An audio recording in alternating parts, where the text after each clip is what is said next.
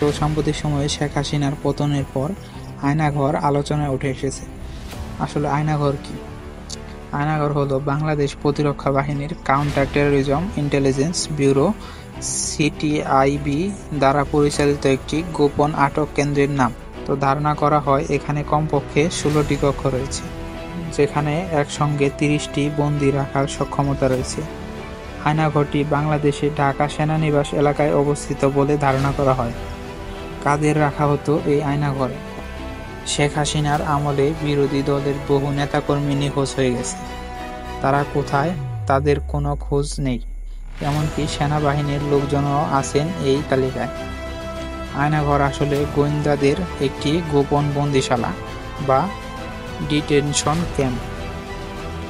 আয়নাঘরে যারা বন্দী থেকেছেন তাদের মধ্যে রয়েছে নর্থ সাউথ বিশ্ববিদ্যালয়ের সাবেক অধ্যাপক ও শিক্ষাবিদ মোবাশ্বের হাসান, সাবেক রাষ্ট্রদূত মারুফ জামান, ব্যবসায়ী অনিরুদ্ধ কুমার রায়।